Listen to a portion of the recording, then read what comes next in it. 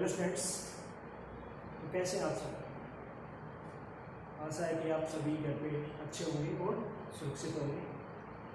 हमने first video में किया था मैग्नेटिक इफेक्ट ऑफ करंट के बारे में। उसमें हमने मैग्नेटिक फील्ड निकाली थी कि मैग्नेटिक फील्ड का सोर्स क्या था। तो क्या पता चला था कि मैग्नेटिक फील्ड का सोर्स क्या था? Moving charge electric current. ठीक है, आज हम किसी भी शेप या कोई भी सरफेस पे अगर मैग्नेटिक फील्ड निकालनी हो तो कैसे निकालेंगे। तो उसके लिए एक लॉ दिया गया, दो साइंटिस्ट थे, बायोट एंड एक शॉर्ट। ठीक है, तो उन्होंने लॉ दिया, उस लॉ को कंबाइन बोलते हैं उसको बायोट शॉर्ट लॉ।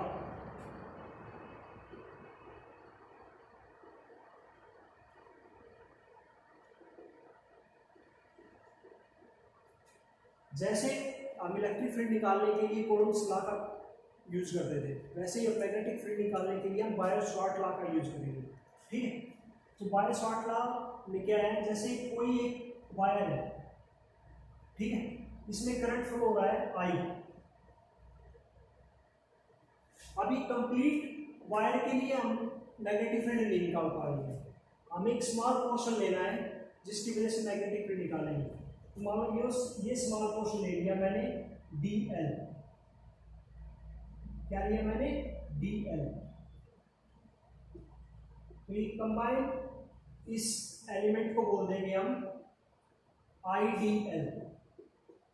तो इसका नाम है स्मॉल करंट एलिमेंट।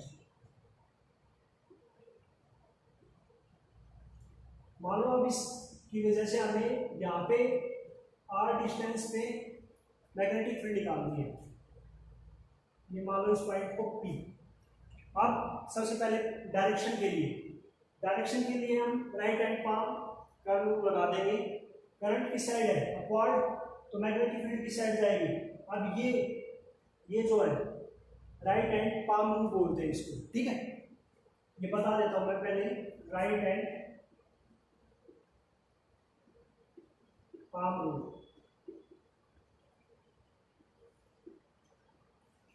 ये जो थंब है ये बताएगा करंट।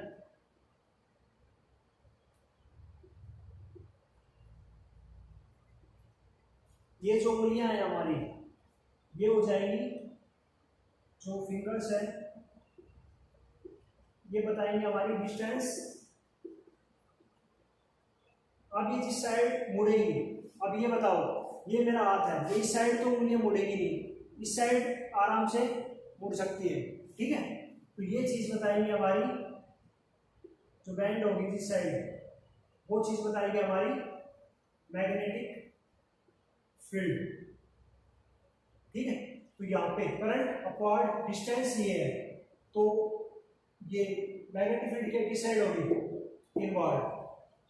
तो इनवर्ड को लिख देते हैं क्रॉस साइन से, गोइंग इन। और अगर यहाँ पे होती P तो ये किस साइड होती? डॉट से गोइंग आउट। तो मैग्नेटिक फील्ड की डायरेक्शन बता दी मैंने, right hand using right hand palm. ठीक है, अब हमें मैग्नेटिक मैग्नीट्यूड निकालना है। तो जो dB होगी, जो strength of magnetic field dB,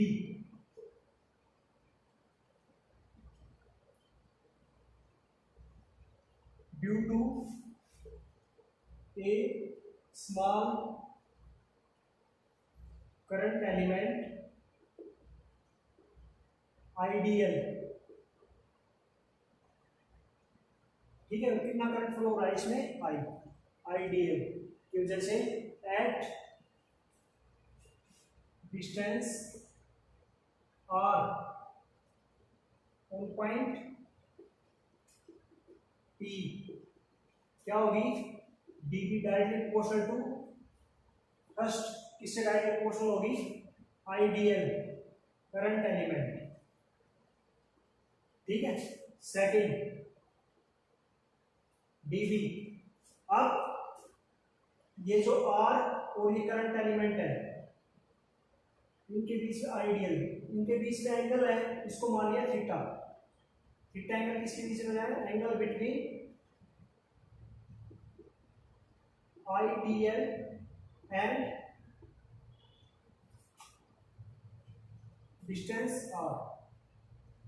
इनके बीच में जो एंगल है उसको मान लिया DL और r के बीच में, आइडियल का करंट एलिमेंट और r के बीच में, तो इसके dB थीटा के भी डायरेक्ट है। सेकंड, अब जो जो दूर जाते रहेंगे हम, तो जो मैग्नेटिक फील्ड की वैल्यू क्या होगी? डिक्रीज होती जाएगी। dB 1/(r²). तो इसको कंबाइन करेंगे तो क्या हो जाएगा? dB = IDL sin theta upon r²। अब इस प्रोपोर्शनलिटी को हटाने के लिए यहाँ पे हम यूज करते हैं μ0/4π IDL sin theta upon r²। ये आ जाएगा मैग्नीट्यूड ऑफ,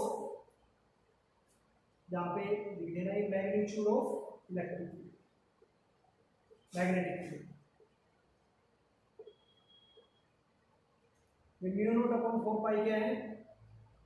μ0 4π का कांस्टेंट, μ0 क्या है? Permeability of medium.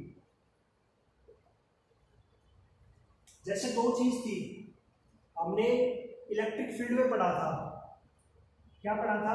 DE 1/4ε r², ये पढ़ा था हमने, ठीक है। तो उसमें जो एप्सिलॉन था वो था परमिटिविटी ऑफ मीडियम। परमिटिव मतलब मैंने पहले बताया था, परमिट करना, जो अलाउ करेगा इलेक्ट्रिक फील्ड को, ठीक है। और यहाँ पे परमिटिविटी जो वो क्या होगा? जो मैग्नेटिक फील्ड को अलाउ करेगा, ठीक है। तो ये हो जाता है बायो-सावर्ट, ठीक है। अब पूरी लेंथ के लिए निकालना तो इसका क्या कर देंगे हम? इंटीग्रेशन, ठीक है। अगर इसको वेक्टर फॉर्म में लिखना हो, इन वेक्टर फॉर्म, dB क्या आ जाएगा? μ0/4π IDL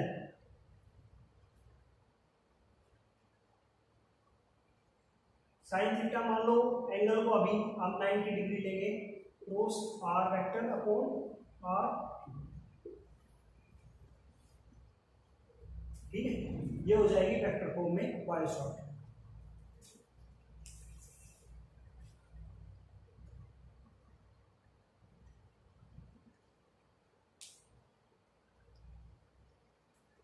अब मान लो ये परमिटिविटी है, इसकी वैल्यू कैसे निकालेंगे हम? μ0 की वैल्यू मैं बता देता हूँ। μ0 होता है μ0/4π होता है 10⁻⁻⁷। तो μ0 क्या हो जाएगा? 4π × 10⁻⁷। इसकी यूनिट को बता देता हूँ मैं, यूनिट क्या हो जाएगी? जैसे बाकी सब को इस साइड लेके आए, तो μ0 क्या हो जाएगा? 4π × 10⁻⁷ क्या हो जाएगा यहाँ पे? टेस्ला, ये मीटर स्क्वायर, m से m कैंसिल, तो मीटर, और करंट में क्या होता है? पर एम्पियर -1। तो ये आ जाती है permeability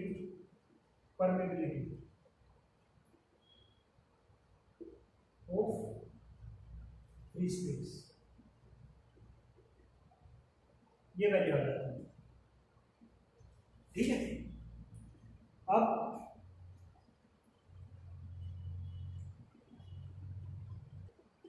B magnetic field with electric field, देखो कंपैरिजन क्या होगा? फर्स्ट, ये दोनों फॉर्मूले हमारे पास। फर्स्ट में क्या है? फर्स्ट बोथ फॉलो, दोनों में r² है, ठीक है। Both follow inverse square law.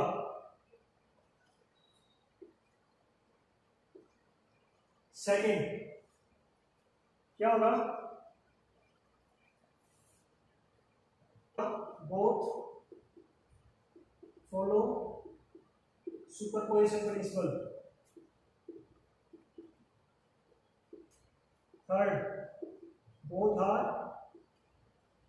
Long range, ठीक है, दोनों के लॉन्ग रेंज है, दोनों ही सुपरपोजिशन प्रिंसिपल भी फॉलो करेंगे। डिसिमिलरिटी में क्या आ जाएगी, डीबी किससे काम प्रोड्यूस हो रहा है, वेक्टर एलिमेंट आईडीएल, और डी इलेक्ट्रिक फील्ड किससे, स्केलर क्वांटिटी से प्रोड्यूस हो रहा है। क्या लिखेंगे हम, electric field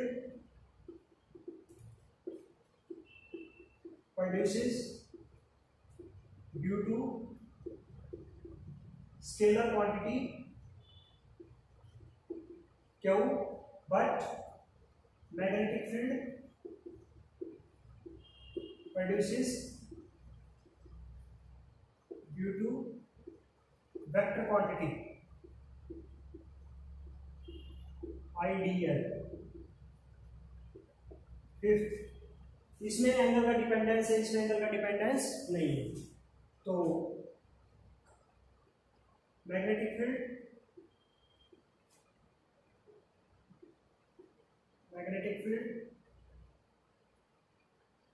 depends on angle, but electric field doesn't।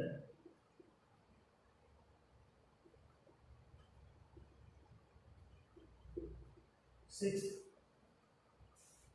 इसमें क्या है, ये भी मीडियम पे डिपेंड है और ये भी मीडियम पे डिपेंड है, दोनों मीडियम पे डिपेंड है, ठीक है, both depends on upon medium, but have different characteristics। दोनों मीडियम पे डिपेंड है लेकिन डिफरेंट कैरेक्टरिस्टिक्स पे। ये परमिटिविटी पे बी मैग्नेटिक फील्ड और ये परमिटिविटी इलेक्ट्रिक फील्ड, ठीक है।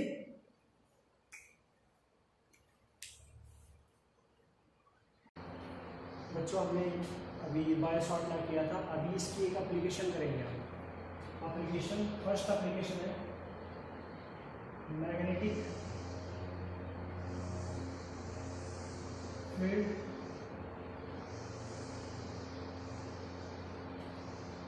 On A centre of current carrying circular fluid।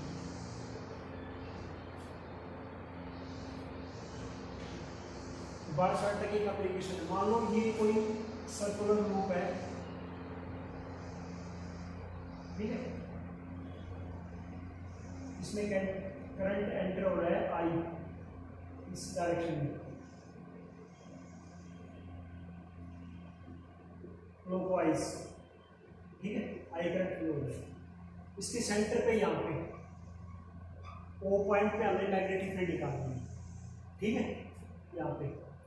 तो सबसे पहले मैग्नेटिक फील्ड की डायरेक्शन क्या होगी, राइट हैंड पाम को लगाएंगे अंदर की साइड, यहाँ पे भी देखेंगे जब भी अंदर की साइड, तो क्रॉस साइन बना देंगे गोइंग, यहाँ पे लिखेंगे direction of magnetic field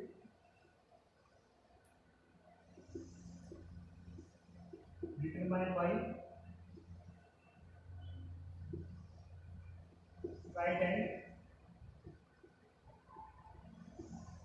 arm, ठीक है। तो डायरेक्शन क्या होगी, गोइंग परपेंडिकुलर टू पेपर,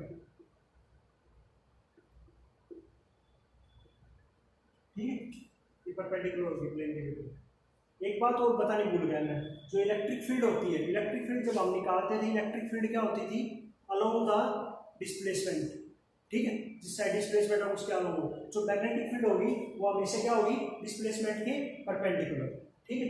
तो ये बात भी आप याद रखें। तो बायोसॉर्ट का क्या था, dB = म्यू नॉट 4 पाई IDL sin theta upon r square, ठीक है। अभी पूरा सर्कुलर लूप है, इसको हम छोटा सा इसका एलिमेंट दिया वो क्या होगा IDL, ठीक है सबको। तो स्मॉल के लिए dB क्या हो जाएगा साइन थीटा, थीटा क्या होगा ये मान लो r, थीटा क्या होगा L और R के बीच में कितना डिग्री का एंगल है 90 डिग्री का, तो थीटा क्या हो गया 90, तो साइन थीटा क्या हो गया 1, तो dB क्या हो गया म्यू नॉट 4 पाई IDL अपॉन r स्क्वायर। अब कंप्लीट के लिए निकालेंगे तो क्या होगा इसका इंटीग्रेशन, इंटीग्रेटिंग ये तो small element small T ID के लिए ये वैल्यू आई ना, कंप्लीट के लिए निकालेंगे तो dB क्या हो जाएगा म्यू नॉट 4 पाई IDL अपॉन r स्क्वायर। तो म्यू नॉट अपॉन 4 पाई बाहर, I r स्क्वायर भी बाहर, इंटीग्रेशन में क्या हो जाएगा dl। तो स्मॉल dl ये dl अभी पूरा सर्कल है तो ये dl क्या हो जाएगा इसका 2 पाई r, तो 4 पाई I r स्क्वायर, और dl का इंटीग्रेशन क्या हो जाएगा सर्कल टोटल सर्कमफ्रेंस कितना होता है 2 पाई r, 2 पाई r, r से r कैंसिल, 2 पाई से 2, तो क्या आ जाएगा ये b, b की वैल्यू क्या आ जाएगी म्यू नॉट I अपॉन 2। तो करंट कैरिंग सर्कुलर लूप के लिए सेंटर पे वैल्यू क्या आ जाती है मैग्नेटिक फील्ड की mu naught I upon 2r, ठीक है।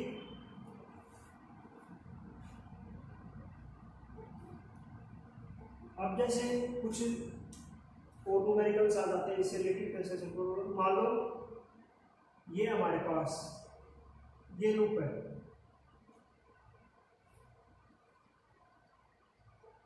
इसमें करंट फ्लो हो रहा है I, तो इसके लिए मैग्नेटिक फील्ड की वैल्यू क्या होगी, तो ये क्या है पूरे सर्कल का क्या है 1/4, इससे क्या हो जाएगा 1/4 mu naught I upon 2r, इसकी वैल्यू हो जाएगी।